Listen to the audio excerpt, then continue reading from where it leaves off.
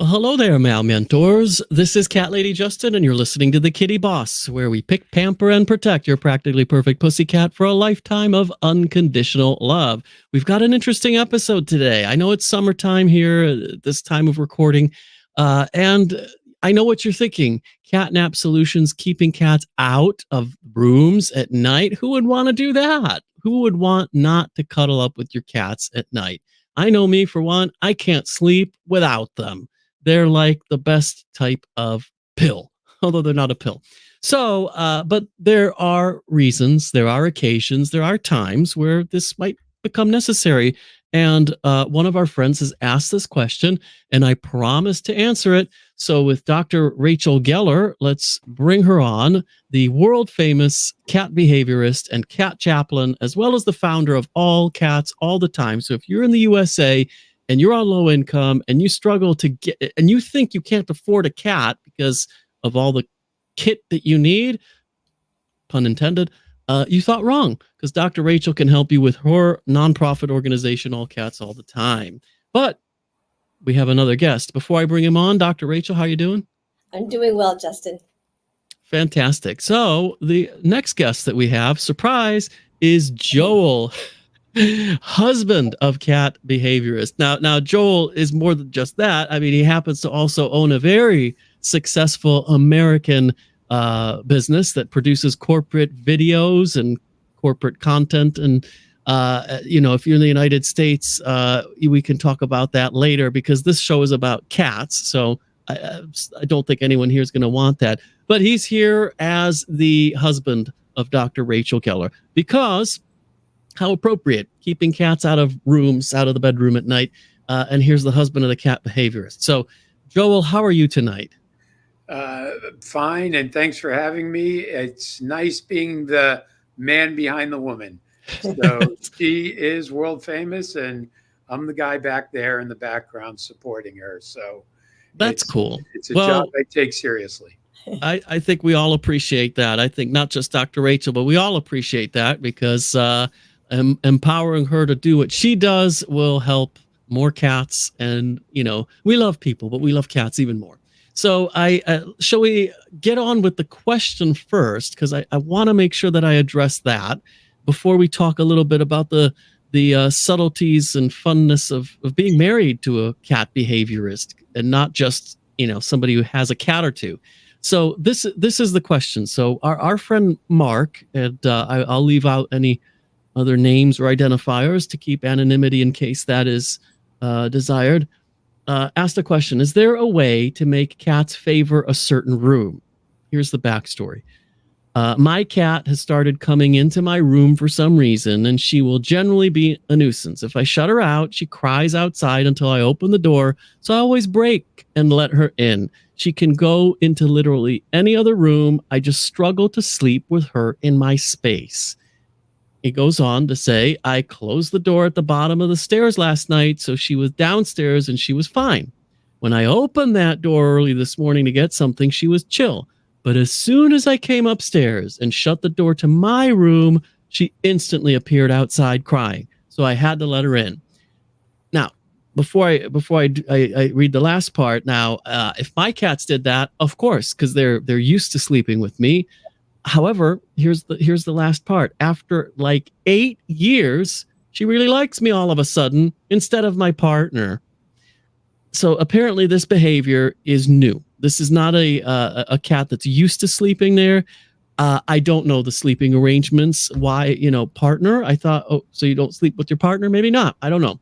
The point is this person cannot sleep with the cats, loves the cats, but can't sleep with them for whatever reason, and would like to keep them out of the room at night, which was easy for 8 years and now is not easy. And so I am aware that he has tried things like fell away, has tried various things. I'm pretty sure he hasn't tried the main thing that you and I always recommend for cats who are active at night, but there might be another suggestion that you have. So let's get into it. Dr. Rachel, what comes to mind? All right. Well, yeah. So I'm gonna focus this in two ways. Mm-hmm. One is I'm going to focus on getting that cat into her hunt, eat, sleep cycle, which I think you were alluding to already. So we're going to hunt in a way that resembles, really capturing something and eating something before we go into bed. So we get that cat into her hunt, eat, sleep cycle. But beyond that, whenever you take something away from a cat, you need to provide an alternative that's equally, if not more, appealing. So a lot of people will close the door to a room, and that's like there's something about that room, whether it's you or whatever, her territory has been appealing to her, enticing to her. But if you don't provide an alternative that's just as great, that's just as enticing, she's going to want to keep going back to that.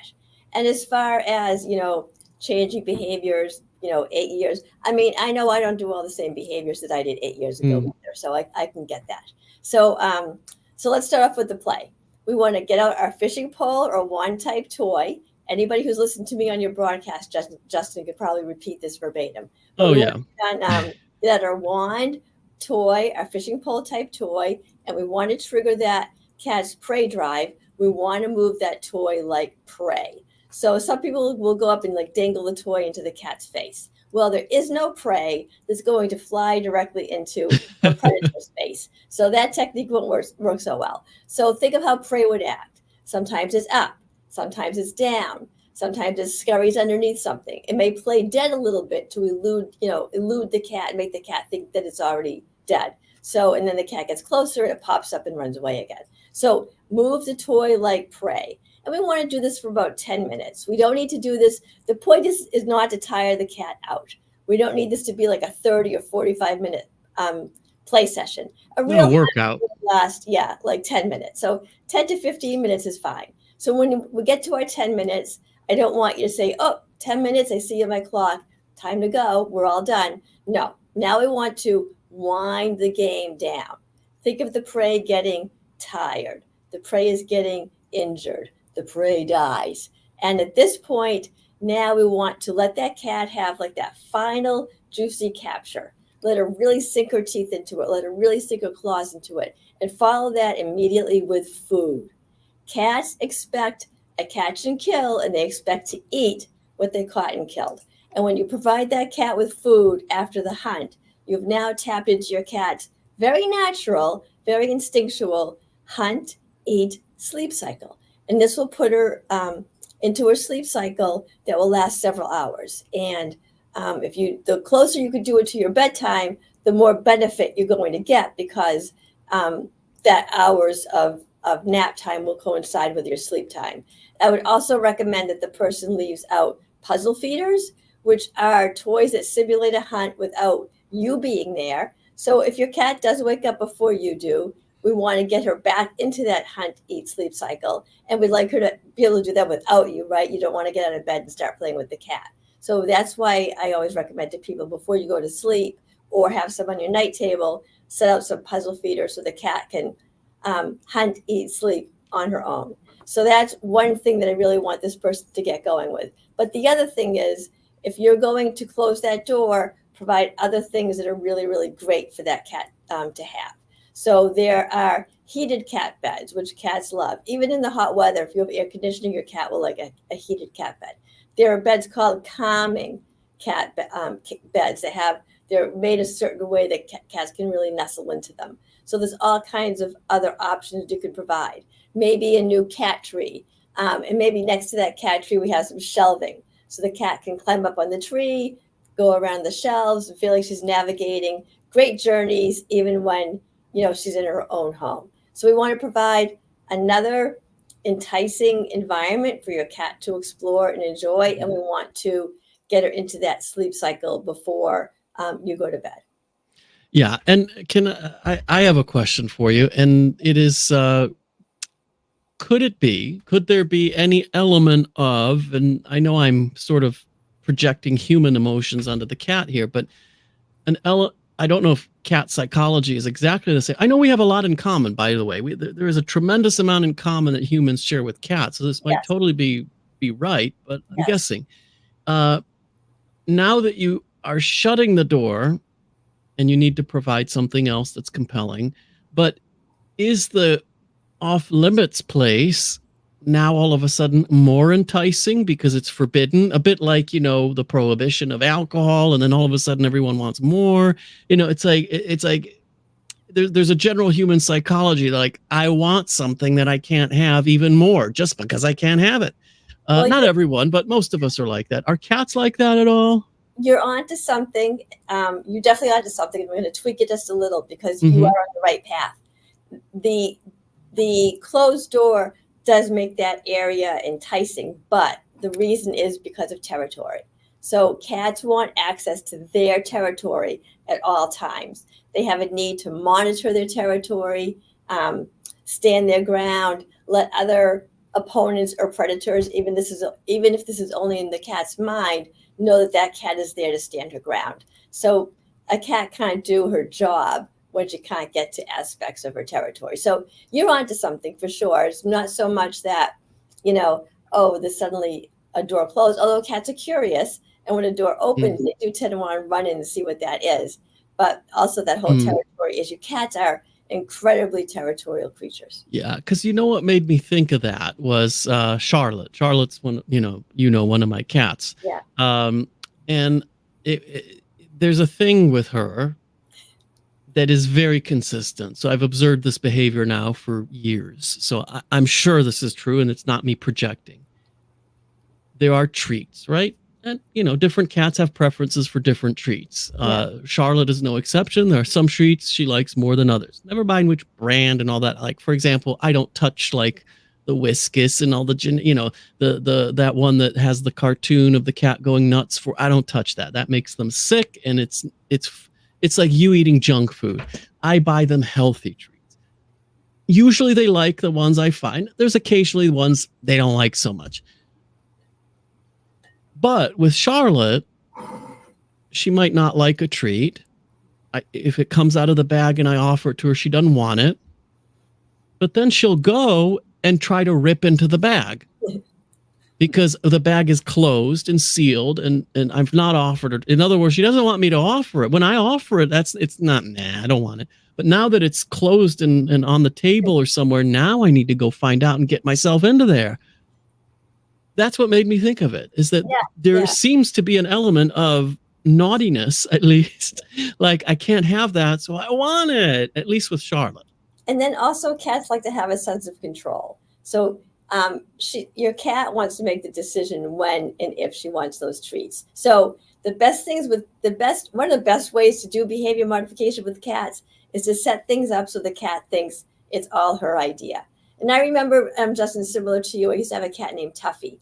They liked to sleep on top of a bureau in our bedroom. Well, when it was bedtime, and if he was around, I'd pick him up and put him on the bureau. So what did he do? He jumped off, waited 5 or 10 minutes, and then came back up on his own. He wanted to make the decision that it was time for him to be up there. So that's common. Yeah. That's so funny. Yeah, I mean, they like to be in control. Isn't that true? They like to tell you when it's petting time and when it's thising time. And the best behaviorists and the best people who learn about cat psychology know that you need to set it up so that they think they thought of it. They think it was their idea. Exactly like when you work for someone in a business or a company or wherever you work, you need to get your manager to think it was his idea, right? Don't they? Yeah. I mean, that's what I heard. Where I'm working right now, I'm the chief executive, so I don't have that problem really. But I've certainly heard of that before, and to be honest, I was never very good at doing that. I was always like, "This is my idea." But anyway, and is there any element of that in, for example, a marriage, Joel? Like in terms of when you need something done or you want something done, you make Rachel think it was her idea. It's actually the other way around. So I thought you'd say that. It's my idea.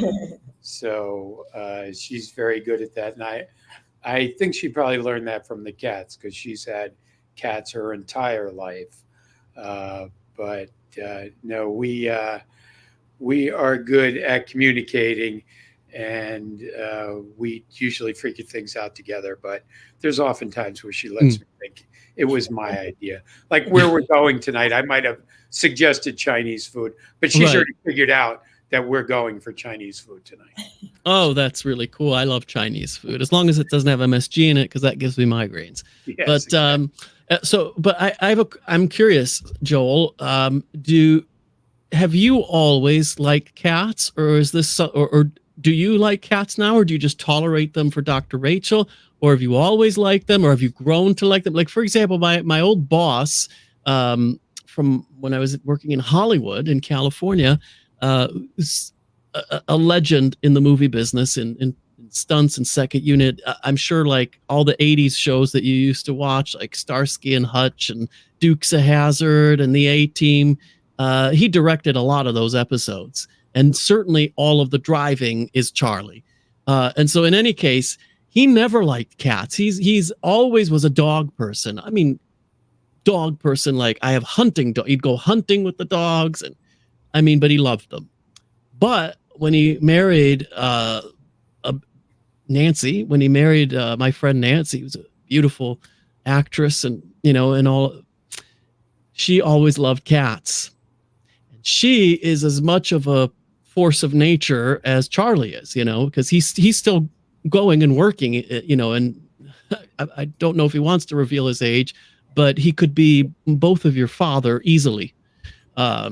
So she's just as much of a force of nature in terms of strength of character and personality, beloved by everyone, and just incredible human beings. So guess what? He loves cats now. But at first it was like imposed, no, we have to, there's no choices here. But he grew to adore the two cats that they had. I mean, when I worked with them and lived with them, because I was running stuff for them, he absolutely adored this cat Puka, which is exactly like my cat Emily. I don't know, she's reincarnated as that. That was his cat. So is it similar for you, or how does it work with you guys? So how much time do we have, Justin? Because I could tell you stories. You could tell a story, but we don't want to go over an hour. That's for sure. We'd like to keep it a bit shorter. I'll try to make it short. But I did grow up a dog person and never had cats until I met Rachel. And I think we've had 6 cats between us, 4 which have passed, 2 that are with us now. And I guess the way to describe it is yes, I've come to love cats because I always thought cats and dogs, they're the same. But Rachel has taught me, and I've learned through having cats in the house, they are completely different animals, and they are also all have personalities that are completely different. But when Rachel and I did meet, I did have asthma, and I still have asthma, but Rachel will be the first to tell you that breathing is overrated.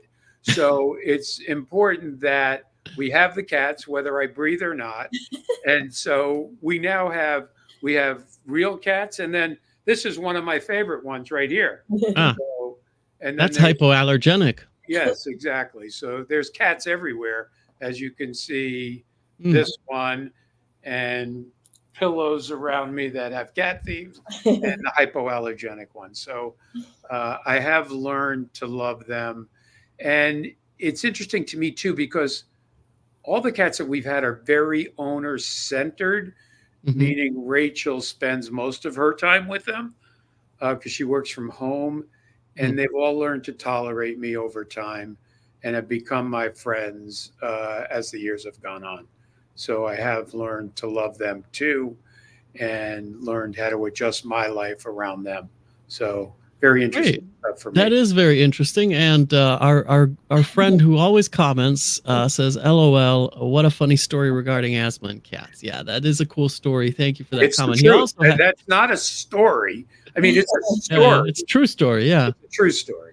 He also says, "Wow, Hollywood, how cool." Well, thank you. Yeah, I mean, that was my previous life when I was younger. I worked out there, and I enjoyed it. And yes, it was very cool. I'll be honest with you. I really enjoyed it. I kind of miss it, but in many ways, I would never want to find myself there again. So who knows? Now, Paul did ask a question relevant to our discussion today. Could the pet be lonely being locked out of the bedroom? Is that a possibility?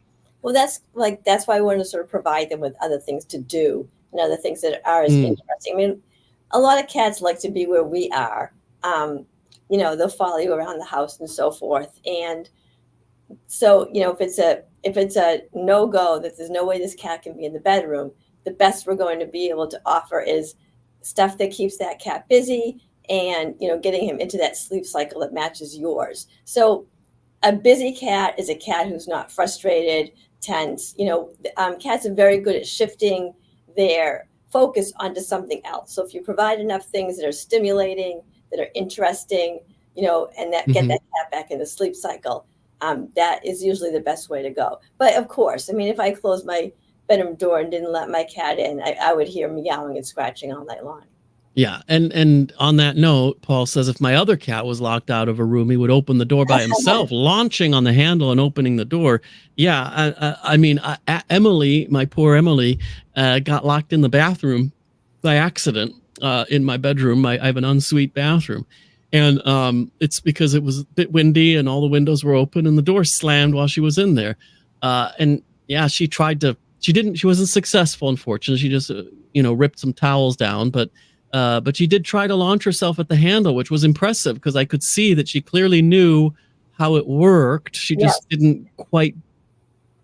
wasn't quite able to grasp the mechanism and pull it down the way it needed to, but she knew how it worked. So that's definitely smart. Yeah, we had possible. Yeah, we had a cat who figured out how to do the doorknob and open up all the doors. Yeah. Well, I have handles, so it's even easier for them. So there's just no point in trying to lock them out of a room in this house. I'd have to change all the doors. Yeah. One comment that he made was freeze-dried treats are perfect. That's the kind of treats I have generally is freeze-dried treats, and some meat like Charlotte. Okay, I'm assuming there's no vegetarians on here who will be offended by this because the cats are not vegetarians. So I'm not eating this stuff. But she loves the lamb hearts, freeze-dried lamb hearts. They come from Germany, so I get but the chicken, she's not really into the chicken. So cats have to eat. The cats must eat meat. So I know that's the point. Yeah. Paul, you said, yeah, that sounds possible. Not sure what you meant. Sorry, because I only got these notifications late. And Joel, you have a compliment as well. You have a new fan. It says, Joel has a calm voice. The cats must love it. So there you go. Well, we've been watching the Celtics win the championships here in the States. And I got to tell you, the cats have gone running a couple of times. So this is my calm voice, but it's not always like that. It's not always the case. Yeah. That's true. Yeah, exactly. Well, what brand do I get from Germany? That's a good question. Off the top of my head, I think it's called Meow Meow, if I'm not mistaken, but it's spelled not the MEO. It's spelled MIAOU. I think I can go check and look at it. If you send me a message, I'll take a picture of it and send it to you. So, but I think that's what it's called, and they're very, very good, and they're very high quality. They have all kinds of meat. They even have horse meat, and the cats love that, So sorry, my horsey friends. Dr. Rachel, I have another question that came, and this one, I'll be honest, it's a medical one, so we're going to have to refer them to the vets. But just in case there is any element of advice that we can give, our good friend who is in the UK, Ruth, asks, it's a bit of a medical one. Our fur baby JJ is epileptic, and as he is coming around from a seizure, he is really aggressive and almost feral. How do I calm him down, as it is not his usual loving behavior? That's a medical question. Obviously, the vet's advice is number one here. And, we know things like, the pheromone sprays and other things. But is there anything else that we could suggest? Definitely contact your veterinarian, because there are so many, these days, there's so many medications for anything neurological. And often I will find that maybe they need to switch a class of the medication or adjust the dose or whatever. So definitely like a medical issue. But on the spot right there, when he's going into one of those aggressive episodes, we can do something called distract and redirect and then go into a play session. So, when you know that he's going to attack, he's getting aggressive, distract your cat, distract him with a noise, distract him with a toy. And when you do this, you trigger the cat's prey drive. And this will now shift your cat out of that aggressive mode and into hunter mode. And that feels really, really good for a cat. It feels really positive for the cat. So we're going to shift him out of that anxious or aggressive mode into the positive mode of a hunter, trigger that prey drive, and then go through a little interactive play session the way I just described. Play for about 10 or 15 minutes. Let the cat wind the game down. Let the cat capture the toy. Give the cat a little bit of food. Now he's going to be calm and relaxed. He's entered that hunt, eat, sleep cycle, hunt, eat, relax cycle. When he has that food after the hunt, he feels good. He feels happy. So your cat gets calmed down. You remain safe. Everybody in the situation wins. Yeah, that's once again, we're teaching the cycle, and some people allude to it. Some people actually get parts of it, but what the reason we keep emphasizing it is because you really can't leave any one of these steps, let's call it, out, because if you do, then you're not using the complete trigger. Like, for example, if you just play for a few minutes and then let it capture, and then you leave it at that, then don't expect your cat to then go to sleep. Right. Or if you play and then don't let it capture, that's also, you're missing an element there. Or if you just feed your cats a bunch of treats, it's the same thing. We're triggering this like instinctual cycle that is very important to have the whole thing. So that's why we keep repeating it, because I saw someone mention this to my friend on a chat, but they didn't mention the whole thing. So I like any good person who has a podcast, I told him, listen to the podcast, we'll answer it there rather than typing out a lengthy answer. So hopefully this answer will help him to do that, and that's really it. Is hopefully he listens to this. I mean, I'll send him the link once it's uploaded on Apple and stuff, and then he'll listen to it and get the right advice, let's say, because missing that element is just missing the element. But the other thing I was suggesting to him is, if he really needs to, that he should not hesitate to contact Dr. Rachel Geller, because Dr. Rachel Geller's services as a cat behaviorist are free of charge. So she has a website. It's called drrachelcatbehavior.com. I always end up spelling it, so I feel like I'm on Sesame Street or one of these children's programs. But the reason I do that is because most people will be listening to this and not watching it. So I feel the need to spell it, because otherwise I have to make sure I put a link and this and that and make all these promises that I can't keep. So I'll just spell it out for you and you type it in. It's easy. drrachelcatbehavior,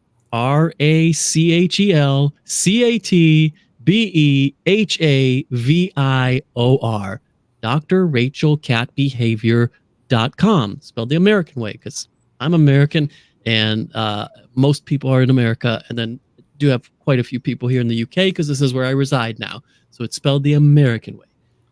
And so that's it. So if someone needs help with their cat, the consultations are virtual, so they're easy, and the consultations are free of charge. So no one should hesitate to do that.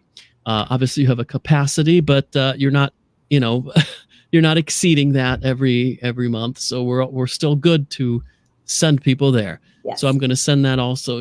Hopefully he hears this, and if he needs it, because maybe this solution that we have now is all that's needed. But if it doesn't work, then there are potentially other things to try and other things to explore as to what happened with the cat. There are many roads to Mecca when it comes to cats. Well, yeah, and cats are very individual pets. They're VIPs. They're like people in the sense that they have very different personalities. There isn't just the cat template. There are cat-ish behaviors. And again, I know people who have had cat-ish behaviors. so he liked this whole movie thing. So when I was working on a movie called In Enemy Hands with William H. Macy and Scott Caan, we had someone on there named Ian Somerhalder. He was a big deal back then, and Vampire Diaries and all these kind of stuff. And he's apparently a teen heartthrob, right? That's what he was. He's not a teenager anymore, so that's not true. He behaved a lot like a cat. He had very cat behavior, not obviously in the role because playing a soldier, but when he was being himself, he was like a cat, like rubbing himself on people, but like not in a like sexual way, in a cat way, which I found strange but interesting. So he was a human with cat-like behavior. So cats have human behavior. Cats also are very intelligent, like people, more so than dogs, really, because in their vocalizations, cats have over 100 different vocalizations that they do, whereas dogs have about a dozen. So they vocalize in a much more nuanced way. I swear to you, the other day, my PA was here helping with some stuff in the house, and Emily wanted to go outside. And I've already discussed this with you, the outside habit, my fault. So anyway, but the way she was requesting it was irresistible because she wasn't meowing. There wasn't one meow. It was literally, Mary and I were looking at each other. She's trying to talk English to us. She was yapping, interrupting our conversation, but she just didn't have the appendages to do it, or the dexterity in her palate. But she was clearly trying to tell us in English. I could be, again, projecting into it, but she was not meowing. I can tell you that. It was also not a sound that I'd heard her do before. This was a new thing for her. So anyway, that's my worship of cats for the evening. So Joel, I'm sorry to be obsessing about cats even more. You live with a cat person, and now you're on a cat podcast. And is there anything that you would advise us, cat obsessed people, that from your perspective of someone who loves cats but is not cat obsessed? Is there anything that you would say? Yeah, we have a rule here in the Joel and Rachel household, and nobody follows it, but it's a rule that we have because our house is filled with cat paraphernalia, like I just showed you. Mm. And the rule is this: if Rachel gets gifts all the time, people are always sending her cat stuff. And the rule is if we have one more cat thing come in at the house, we have to take one out. And the rule never works. So I try to talk to Rachel about it, but she's done end arounds, meaning she works around that, and the house continues to fill up with cat stuff. I mean, I could show you just this room. There's cat stuff in every corner. I believe you, because I would love that. But I will say this in Dr. Rachel's defense: she has cat stuff all over the house, but she does not have 19. She hasn't accumulated more and more and more cats, because we know someone who has had over 20 cats, now has, I think, 17, because some of them have died away. However, that's not the only. I know of another person who is here in the UK who has currently 19 cats. Now, I would like more cats. Like, I have 2. I think 4. I see people with 6. I'm like, that sounds good like that. But when it starts to get beyond 5 or 6 cats, I'm like, no, that would be too much for me in terms of caring for them and, litter box feeding, all that. I mean, 2 is actually quite a lot of work. Yeah. If you care for them the way I do. And conquer. I'm the one who cleans the litter boxes, or empties the litter boxes once a week. But Rachel will clean the litter boxes every day. So we divide and conquer on that. The most we've ever had is 3. Yeah. And they're not cheap either. No. I mean, we can't get away with an inexpensive cat bill every time we go, and a lot of times we bring them both together.